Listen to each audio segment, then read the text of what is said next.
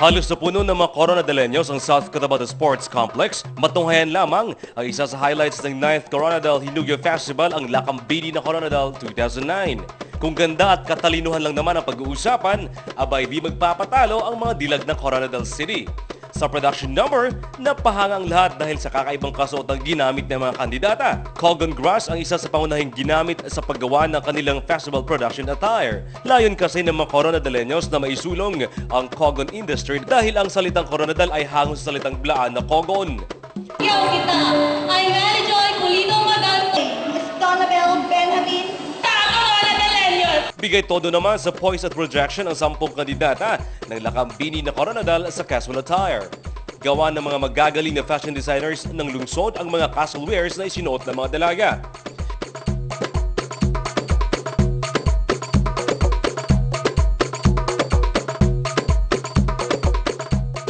Nasukat din ang talino ng mga dilag sa casual interview. Is Sunday because it's God's day and rest day for all of us.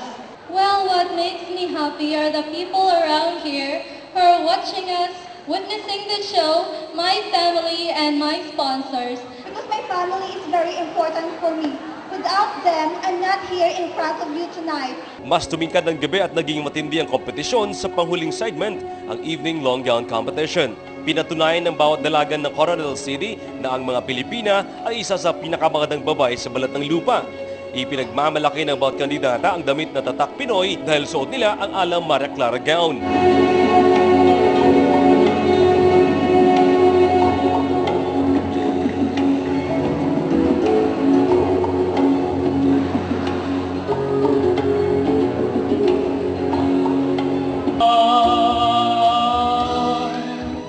Lovely, never ever change. Keep that breathless charm. Nakuha ng pambato ng Barangay Morales, candidate number 7, ang mga Manor Awards gaya ng Best in Production Outfit at Best in Casual Wear. Nasungkit naman ng candidate number 10 ang Best in Evening Gown at si candidate number 8 naman ang nakakuha ng Best in Interview Award. Mula sa 10 aspiring Lakambini na Coronadal 2009, 5 lamang ang naglaban-laban sa final round. What makes a woman beautiful? I do believe that what makes a woman beautiful is not just about the physical appearance, but also her character. Having a beautiful character is the thing that makes a woman more beautiful compared to whatever beauty she has. Beauty is more than just the physical aspect. It is the psychic dimension of a person. She must be a goal-centered woman. She must have dreams in life, and she must focus on it in order for her to achieve those dreams. Dahil sa husay, ganda, talino ni June Angeli Moico, candidate number 7 ng Barangay Morales Coronadal, siya ang napiling Lakambini ng Coronadal 2009. Si Jael Magbanwa naman, candidate number 8, ang Lakambini ng Coronadal Kultura at Sining, at si Cherry Michelle Paklibar naman ang Lakambini ng Coronadal Turismo. I have the potential to be an official candidate of the national pageant, but I love the attire. It just so happened that there are some candidates who do not make the 80% of their attire as the Cogon material, but most of the outfit is great and good design. Keep it up and good luck. She deserves to win and I'm happy for her and bet ko siya since sa production number pala. Ibinida at taas noong ipinagmalaki naman ng mga nanalo ang mga natural na ganda ng Coronadal City.